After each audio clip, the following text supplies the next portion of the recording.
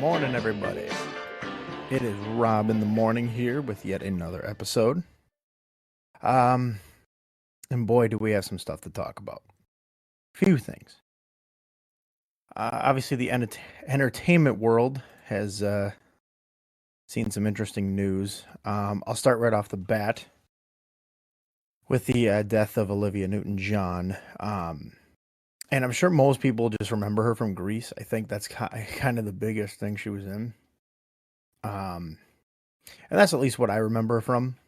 Just as a kid, I could just remember my mom playing the soundtrack and showing us the movie and stuff like that. She was obviously a big fan of the Grease film, and um, yeah, just another unfortunate loss. Although I think with her, she was going through the stage 4 cancer. Unfortunately, the her breast cancer had returned. It became stage 4 as it progressed into her bones, stuff like that. So it wasn't a pleasant situation, but I think you know she she definitely didn't leave the world empty-handed. She gave us a lot of music. Whether you into it or not, I mean that's completely besides the point. For sure, obviously, as I already discussed, the Grease film uh, gonna be huge for as long as I can remember. It's never. I mean, I don't think that film's ever gonna get old or go away. Worst thing that can happen is they remake it and they completely destroy every little last memory of it. Hopefully that doesn't happen. But again, we've seen some bad stuff happen with classics. So yeah, just ask the Ghostbusters guys. But on top of that, I mean, she put out a lot of hit singles. A lot of major hits actually. She's done. Obviously, the biggest one is "Physical." I think everybody can remember from her solo career. That has to be probably her number one hit song of all time. I would assume, outside of maybe the songs off of Grease too. I mean, she's had a lot of other ones like "A Little More Love." Uh, I mean, she had a lot of number one hits just in the United States alone. I can't speak for other countries because I know she's actually not. She's not actually from America. She's from the UK, um, which is why she's got that the Dame Olivia Newton John name.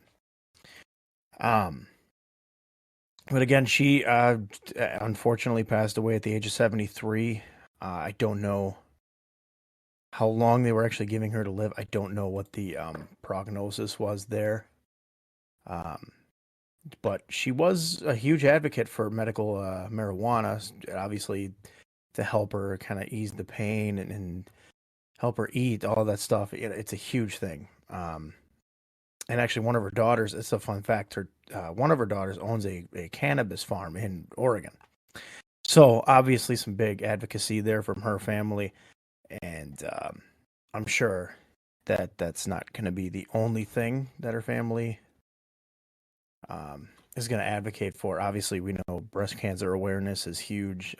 We're still trying to figure out what's next down the line.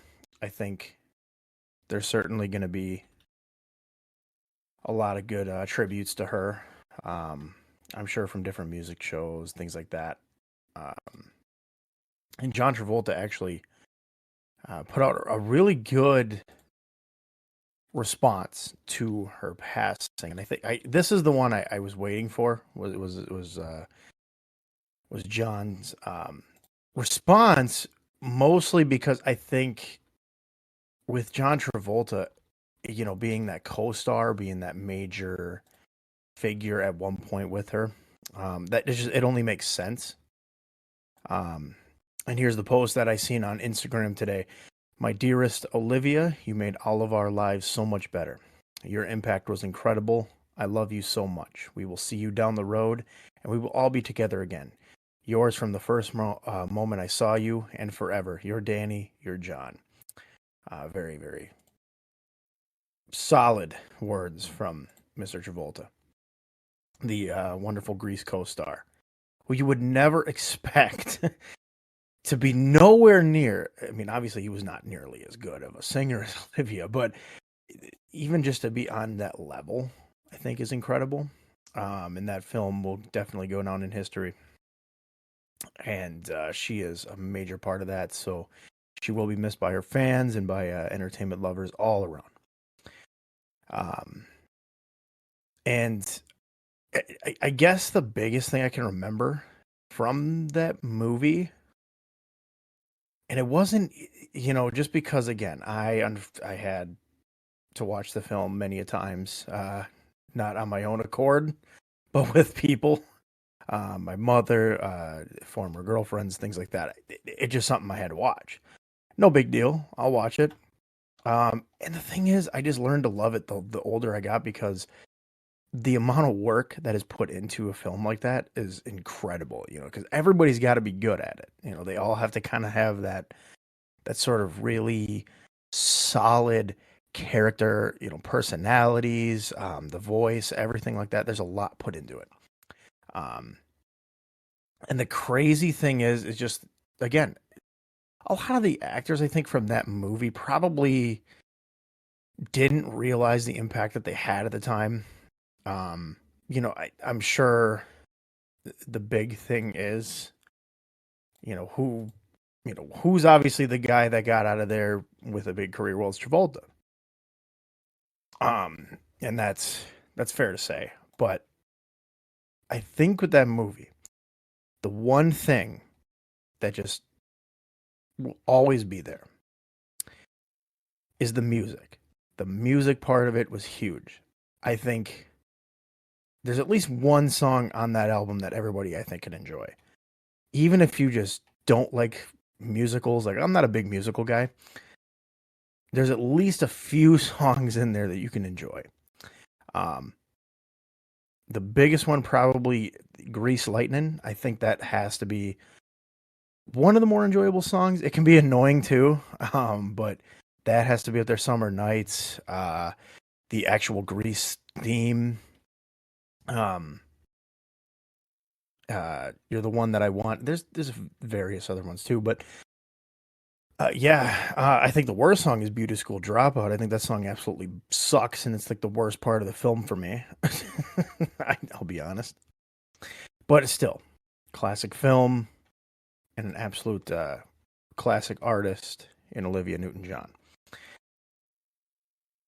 In other news, in the entertainment world, I don't know uh, how many are paying attention to this story, but actress Anne Heche ended up in a pretty rough car accident recently.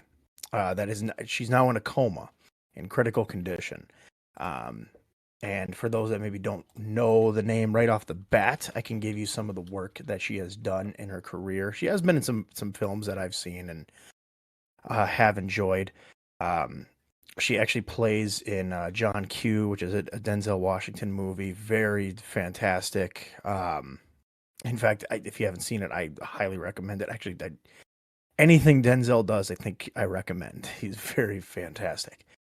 She played in the remake of Psycho with Vince Vaughn. Not the greatest movie, but hey, it's there. And then she played in Donnie Brasco um, as the wife of Johnny Depp. I think that was her character, if I'm not mistaken. I may have that wrong, but I do remember her being a figure in that movie. Yeah, she was. Okay. I had to double check my my research there, but and then obviously a lot of other films too that I can go down the line. She wasn't like a major starring figure, I guess. She had a few series leads in some TV shows and things like that, but um obviously there's going to be some very interesting setbacks for her career now that I mean I don't know what's going to happen with her, but obviously the accident is right now being investigated for a DUI hit and run, um, and I mean the accident is shocking, I guess, to say the least. I mean, the details are not entirely clear. Just because, I mean, again, it was a fiery crash. She was unconscious, going into a comatose, and has remained in critical condition since I believe this weekend. Um, and then yeah, she was burned, had some pulmonary injuries, according to some spokesperson. Um, I mean, obviously, uh, a very serious thing, um, that just happened to be. It happened Friday. She speeding, came to a T in an intersection, ran off the road into a house. Which wow. And it actually it burnt the car, the house. Uh, I mean, it was bad. It was bad. Um, incredibly bad. It's one of those things that just seems so freakish. Like you wouldn't imagine something like this happening. Um, just because again, it's just like wild, really just wild type of story. Obviously, we wish her the best. Hopefully, if she's able to recover from this, she can get the care she needs if she has any issues outside of that. But my lord, I mean,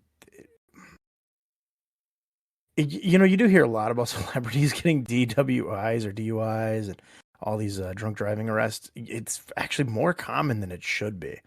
And I think the sad part is just that limelight. You're constantly in the spotlight, even for someone who maybe isn't necessarily as major of a figure as some others, but people still can recognize her, and she's obviously somebody that has constantly been in films and TV shows, even if it's something that you may not have watched. At least she's done something in her career. She's a significant actress. But I think, with that limelight, you just get stuck and you're constantly under pressure. So even like the slightest little mistake, especially with social media, is just, it could be game over. And I think in this situation, it's not necessarily game over as long as she survives, but it is a wake up call. And I think a lot of actors, I mean, just people in general, not just the celebrities, everybody in general should look at this and think, man, do I really want this to happen to me or somebody that I love? I mean, is this something that I really want to see and be a part of? No. I mean, I don't think anybody wants to have a crutch like alcoholism and then driving and causing chaos, deaths, uh, and just it's a mountain of problems for not just yourself, but for your family, your loved ones, friends, whoever the case may be. And I think the big thing with drunk driving is, even when you think you're okay, you're not. You're really not. If you haven't had anything to drink, cool, you're good. If you had one drink, even then it could be, hey, who knows? Some people say, oh, I've only had 3 beers, I can drive. Well, I don't know how their tolerance level is, but at the same time, well, let's see. What happens if you get into an accident? They're going to blame it on your drinking. Even if it's a minuscule amount, they're still going to blame you at some point for that because you were under the influence. You had it in your system. Now, I've been in that situation where I have had drinks and I have thought like, wow, boy, I can't even imagine driving at the state that I would be in. Couldn't. I couldn't imagine it because I've never want to put anyone's lives in danger, especially myself,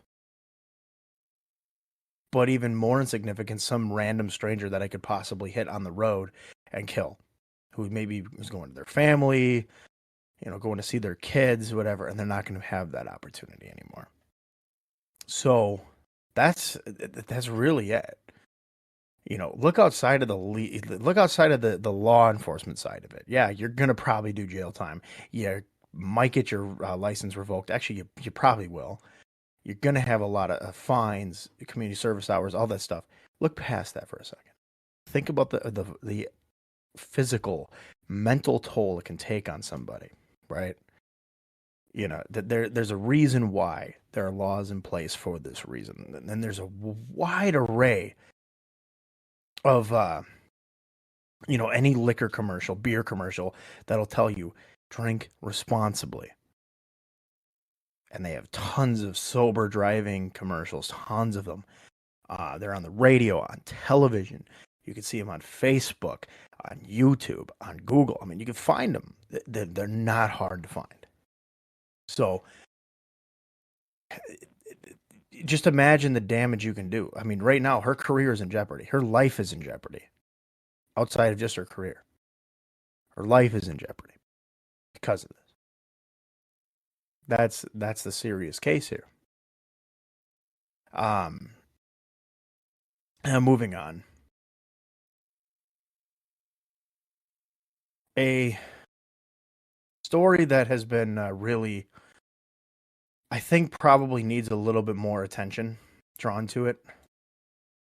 And I'm glad I finally got to read this because to be honest, we don't want to talk about this stuff sometimes. We always want to talk about politics and okay, well,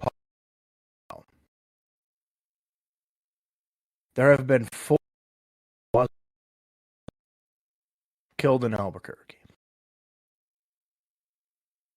in ambush-style shootings.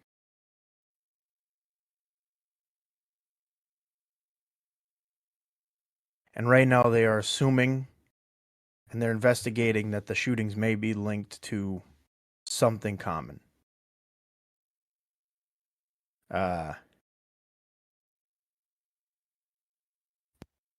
It's actually quite shocking to think. Now, I don't know these people. I don't know who they may be.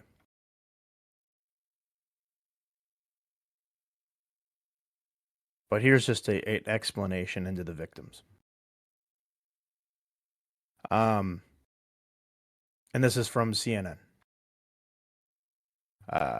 Naeem Hussain came to America as a refugee from Pakistan in 2016, who fled the country as a Shia Muslim, which there's sects of Muslims that do get a lot of hate and get a lot of violence against, and I believe that is one. And there's many more. There's a list. And he actually just became a U.S. citizen last month.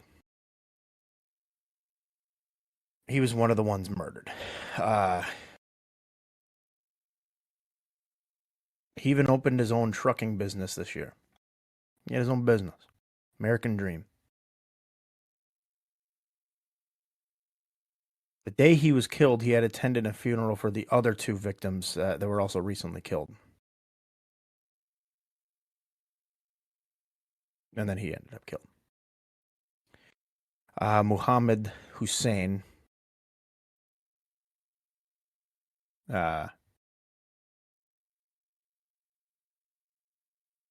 was studying law in human resource management at the University of Punjab in Pakistan before ultimately receiving a master's and bachelor degrees in community and regional planning from the University of New Mexico. So he was here for school.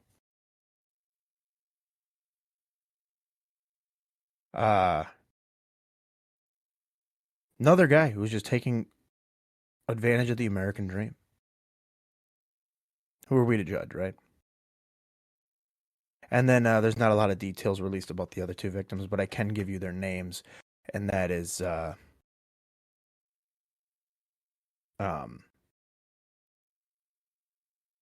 Muhammad Ahmadi, and I believe I'm getting his first name right, Aftab Hussain. Sorry. Um, the two guys I did describe though are both of the age of 27 and 25, so they're my age. And the other two that we don't have a lot of details about, Muhammad Ahmadi being 62 and Hussein being 41. Uh, Obviously, older gentlemen probably trying to live life, to be honest. Um, Now, with the few details we have, I can't. I guess my biggest rant here is really the attention to this story. I understand that since September 11th, the United States has had a pretty sour taste in our mouths. We absolutely have, and of course with all the terrorist organizations overseas that we're constantly in fear of, even though they've had one successful attack on American soil in September 11th, and very few others that have been decimated. I mean, really, there's a lot of Muslims living in this country, a lot of them. And I can guarantee you the majority of them are harmless and they do not wish ill upon those of us that consider ourselves American. I know this because of the influx of diversity in just the state that I live in, Minnesota. I mean, we've got a ton of diversity in the state. And it's kind of unique because I always enjoyed, if I worked in a place or, going to school, I've always enjoyed meeting with people of different diversities. I've always enjoyed that. In fact, one of my best friends who has been heard on the Strange Exchange is of Indian culture. And, you know, um, it's just always kind of unique to get a different look into things. Now, he's very Americanized. I can say that, and I'm sure he's going to hear that and laugh. But he is very Americanized. But his family, they kind of still live to that style, and it's very interesting. It is. It's very unique to kind of go outside my border and just say, hey, let me learn. I've had Hmong friends. I have had acquaintances with Somalis. I can't say I've had many friends that are of Somali descent, but I've met a few. I actually used to work with a Somali woman who was one of the nicest people I've ever met, hands down. Just such a genuine, great person, and she just was filled with laughter. Was always just honest and just she would apologize for things that weren't even like in her control, and it's like, don't worry about it. It's cool. Look, it's not your fault. It's just what happens, because work sucks sometimes. Um, and I've had people at my past work. I would go. I went to bars with a guy who I would absolutely consider a friend. Somebody that I think is just he's an awesome dude. He's a great family and truly just a great dude and somebody that he's just a genuine person. Somebody you don't expect a lot of dishonesty from. And that's what I respect him most. Now, I'm not saying that necessarily all white people are bad. No, I'm not going to say that. It's not. I've had plenty of great white people in my life. In fact, I am white. My family's white. Can't say they're all great, but not every white person I meet in my life is great. But I mean, that can go for anybody. It really can. The point being is, how do we know who's good and who's bad if we don't give each other a chance, right? How do we know that? We don't. We can assume. Now, yes, if this guy you meet has happened to commit a lot of atrocities in life, yeah, he's probably not a good person. But if you meet a guy just sitting at a coffee shop, how do you know if he's good or bad, or if she's good or bad? or if a group of them are good or bad. I don't even know that. You don't. You don't know. Now you can sit there and assume and make assumptions and be absolutely against it all and say, no, I am not going to associate myself with that because I think they're trouble. But you don't know that. You don't know really the extent of it. You don't. And I think unfortunately that's what a lot of us are groomed to think. We're groomed to think negatively initially because it's what we see on our phones, on our TVs. It's just it's sickening. It really is. No, I'm not sure the full extent of the details of these murders down there in Albuquerque, New Mexico, but I do know that they are um, tracing one vehicle of interest, um, and they have released a flyer of the vehicle of interest. Um, they don't have any plates, I don't think, at this point. I don't know if they were able to get plates, but that has been seen in recent homicides of the four Muslim men. No, I don't know who owns that vehicle. I don't know who murdered these men. I don't even know why.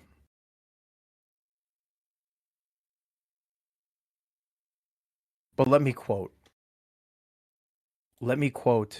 a song from my past. And I'm sure a lot of you know what song I'm talking about, and that is Where's the Love by Black Eyed Peas.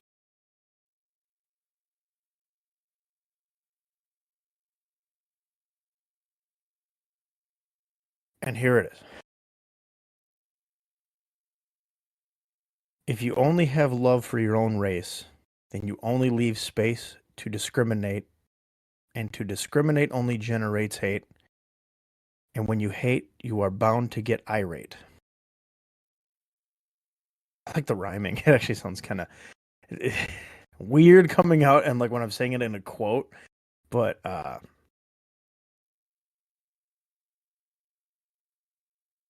that is an incredible piece of that song.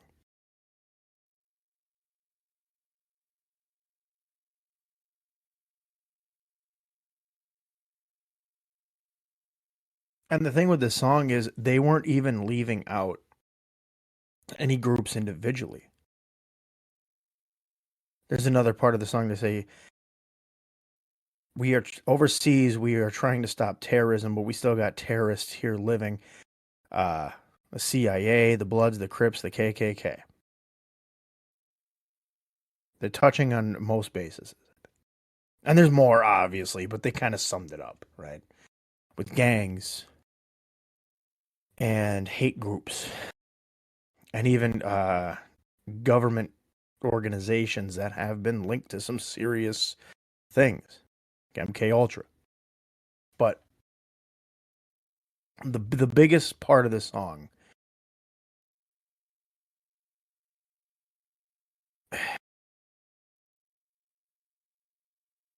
is love for one another.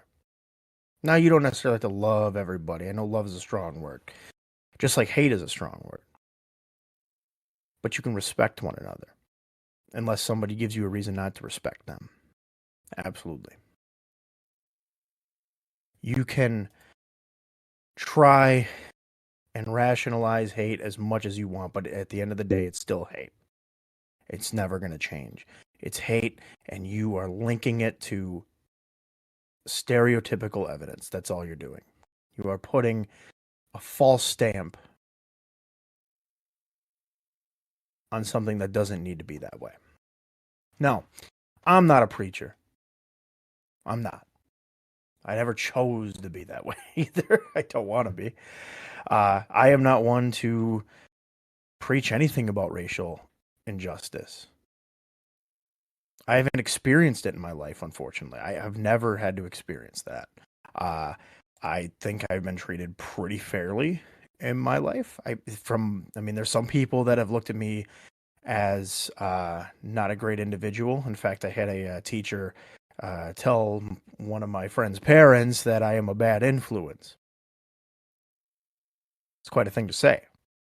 I actually laugh about it because it's amazing. I don't consider myself a bad influence.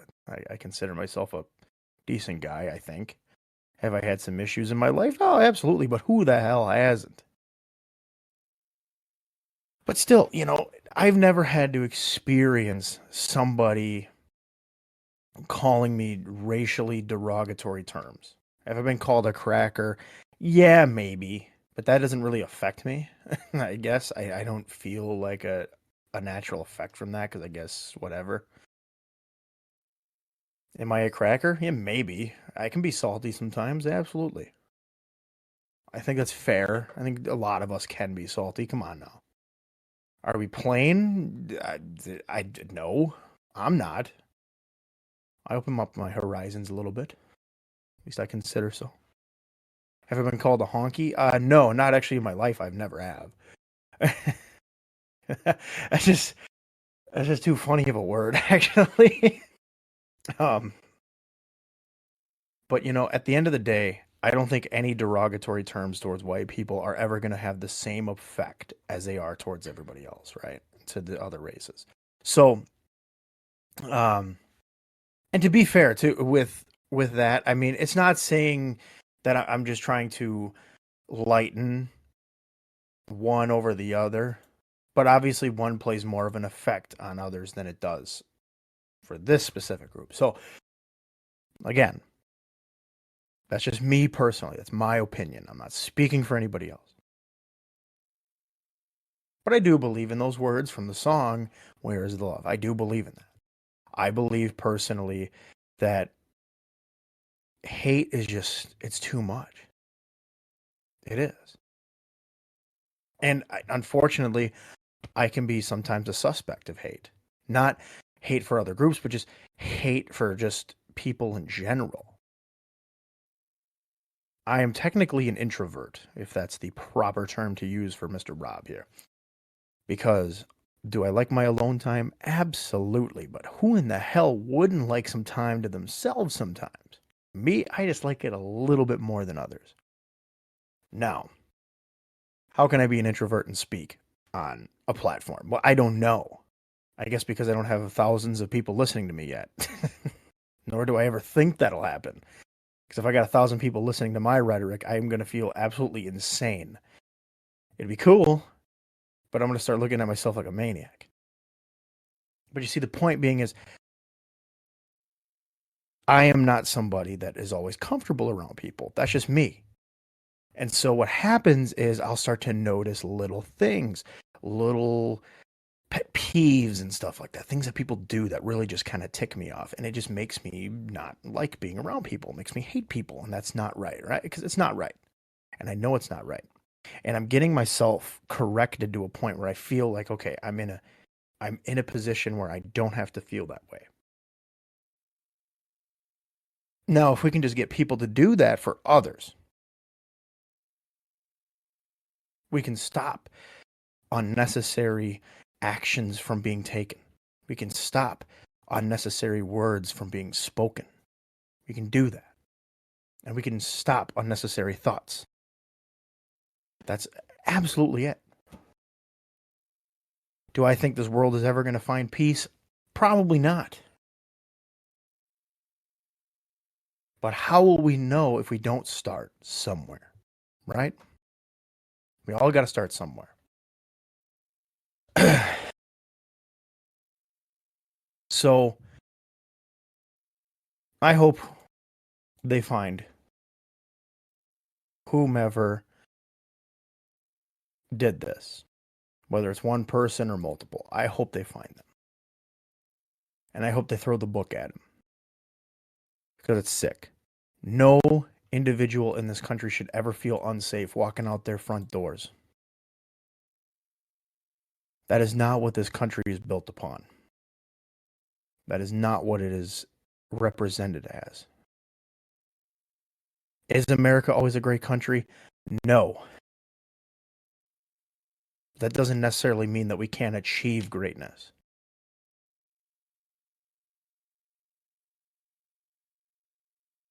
We can do that as citizens of this country, as humans that walk on this earth. We can achieve greatness in our own way just by being kind to one another. Doesn't take a whole lot to smile and just say, "How's it going? How's your day?" Or even just using simple manners like thank you or please or you're welcome. Things like that. Very, very simple words. And I'm doing my best not to curse right now because it is kind of aggravating the fact that a lot of people just kind of go out in public and act like complete fools and make asses of themselves. Oh, there it is. But it really, for me, it's like just the other day, walk out of a restaurant. I'm holding the door open for complete strangers I have never met in my life. They're all saying thank you, and for the last one, says thank you, cool, no problem. I walk away. Now, do I need somebody to say, "Oh, Rob, you're such a great guy" for that? No, I don't need that. I don't need redemption for that simple act of kindness. I don't need that. But you know why I did what I did? Because they were walking right behind me. Should I just slam the door in their face? Should I just let them open the door themselves? Why? I'm already there. I mean, my time to me is no less valuable than everybody else's. I mean, I could easily just ran out the door and say, "Oh, sorry, no big deal. Get your own door." No, but you gotta be kind. And that is the simplest act of kindness, is to hold a door open for somebody. Imagine what you can do for just saying hello to somebody and asking how they're doing. Now, somebody doesn't want to talk to you, they're not going to talk to you. But at least if you put in the effort, it's not so bad, especially when you're dealing customer service. And this is what brings me on to this rant. I have the utmost respect for those in customer service roles. I really do. Because I know from experience they deal with a lot of BS on a daily basis. I know that.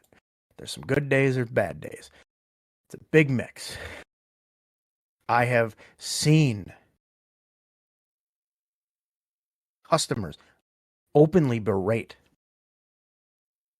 people in those roles just because they're angry. They're going to berate this one person for something that's out of their control. I've seen it. I had a great experience working in a pharmacy position. And I got to hear a lot of negativity from customers. I've had that unfortunate circumstance to hear that. Now, for me, it was generally not often that I would experience it, and I don't know if that's just because I'm a man or whatever the case may be. I'm always kind, so maybe that's why. But I'm not also the most competent guy in that role. I don't know all the things that need to be known in that area. I'm not a very pharmacy smart guy. I'm not. I don't know all that stuff. I don't know a lot of the common terminology. I know simple terminology of things, and I know how to pronounce a lot of certain drugs, and I know certain side effects. But can't say I am as smart as the people I work with. But I at least showed kindness, and I expressed myself in a great way. But I have seen people back there just get absolutely berated over things that are out of their control. Whether it be scheduling issues, whether it be insurance issues, whether it be their doctor not sending in the correct prescription, whatever the case may be. I've seen the absolute hate coming out of people's mouths over something that is out of that person in front of them's control.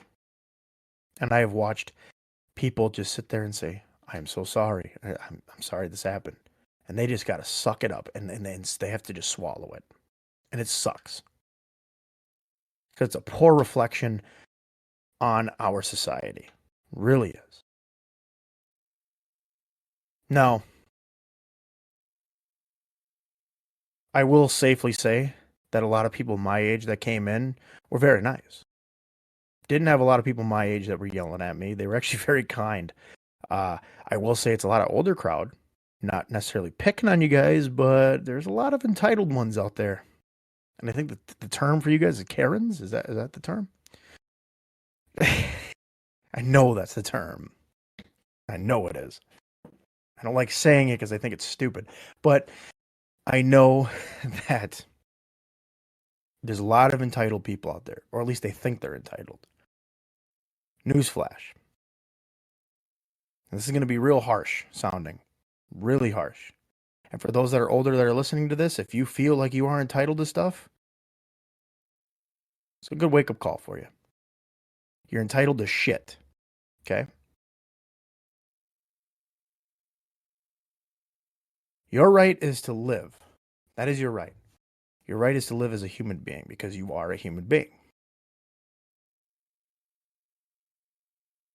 But you don't get the right to treat people the way that you think is necessary for that time. Especially when they're kind to you and you treat them like absolute crap. You don't get that right. You don't. You don't get that right. You are entitled to shit. And I can say that openly because I've seen it. I have seen people absolutely make jackasses out of themselves in the public. And it's funny because it's like, I would be embarrassed. I'd go back in my car and I'd just be completely embarrassed. But, the real tough part is I don't think they ever feel that way. I don't think anybody that berates people like that ever feel embarrassed. Because why would they? They're doing this in the first place. It's like being sorry for something that you are not actually sorry for. And I think the biggest thing with it, and this is just like really like the most complex part, is how do you think that's going to look if you have your children with you? Or if you have, let's say, somebody else with you, a friend, another family member, whatever the case may be. Somebody that can look at that and be impressionable. Kids mostly are impressionable. They may act out when they get older because they've seen mommy and daddy do it. Or they may choose to walk a different path. See, that's the thing, right? You may think you're doing a great job, but you're not. Sometimes you may slip up and you may do something that your kids or even, anybody that's younger around you can look back and say, wow, all right, I guess that's how I have to handle situations. And the really sickening part is the lack of care, I think, in people. The lack of that want to be better. There's a lot of people that want to be better. I know there is.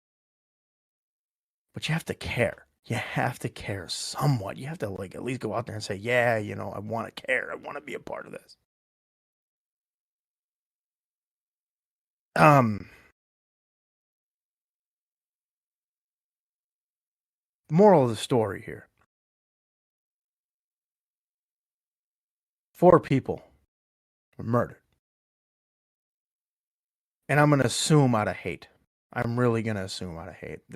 To me, these were 4 guys that knew nothing of each other. Except one ended up going to funerals, but he might have known him. I don't know the knowledge there. I don't know the whole story. But these are 4 separate murders. All ambush killings. All of Muslim descent. Typically, that smells of hatred. Kind of like when a male serial killer, targets a certain age group of women. There's some hate in his heart. There is. Absolutely. Things like this could smooth over if we just get along. Are there going to be bad people out there? Absolutely. There's nothing we can do. There's going to be bad people. But there's good people. There is. And we can learn something from them. We can learn something from the good people in this world. We can imitate their actions. Imitation is the sincerest form of flattery. And we can use that as an example for what we need to do in our lives. I'm not saying it's going to be easy. Somebody doesn't treat you right, you absolutely don't have to respect them 100%. But what's it going to do for you to look at them and treat them with absolute utter disrespect and treat them like an animal? Nothing. It's going to get you nowhere. You're going to feel so bad about it. You're going to have that hate in your heart and you're going to be negative. It's not right. Kind of like when a guy cuts you off on the road, and I am a suspect of this, because when people that are driving around me do something stupid, I tend to get a little heated. Is it doing anything for me? No. It's not getting me anywhere. It's not making me feel better.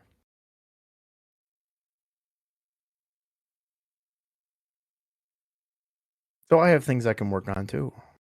And luckily I'm humble enough to admit it. And I think that's the biggest thing. We can learn from these stories and say, wow, we really need to make some changes. I know that probably a lot of us have nothing to do with this. I know that. Maybe that guy that did this is listening. I don't know. But I doubt it. I doubt it. But I can say safely that I'm sure most of the people know that this is wrong. And that's great. Doesn't mean we still can't learn. Doesn't mean we still can't be better people because of this. We can say, you know what? Why should people live in fear? Why? What's the purpose? So the biggest thing is to learn. That's the biggest thing. Learn, practice, execute. Learn, practice, execute. Learn manners. Practice them by yourself, with people closest to you, and then execute, using them successfully.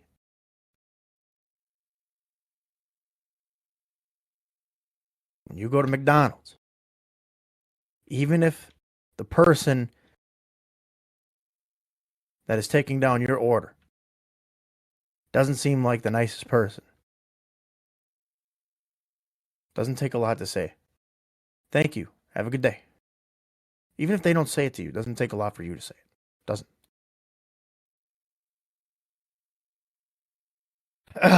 Anyway. Boy, do I enjoy ranting sometimes. It's nice. It's nice to get things out there. Things that I feel. You know, this is my show. It's my opinion. I'm not going to spit conspiracy theories if that's what you're looking for. But I am going to give you my point of view on things. And with that being said, I always like to end my shows on a positive note. Or at least try to end on a positive note. And although things are not always positive, we can find some positive. And the biggest positive is that we will never see an event like Woodstock 99 ever again. If you haven't seen the documentary series on Netflix, I highly recommend it. And I thought about this because I thought, I wanted to talk more about this, but I was like, what's the purpose, right? But I wanted to talk about this because it is very interesting. It's a very solid documentary. Explains a lot of the footage. Really goes in depth about some of the situations that were mishandled, how things were developed and planned, and how maybe a little bit of bad planning and budgeting caused issues. But again, to end on a positive note, I can say that we can learn from things like this. And I believe that there is not a lot of festivals that end like this. I know A lot of people are going to say, well, what about the Travis Scott festival that happened? The the Astro World thing. And absolutely, there's something to be said about that. I think it's fair to say that that was a um, sad time, but that doesn't necessarily mean that again we can't learn from that. I mean, we can learn from that stuff. And I was just kind of thinking, if they were to revive Woodstock, which I know Michael Lang actually passed away this year, the original organizer of Woodstock '69, he ended up organizing '94 and '99.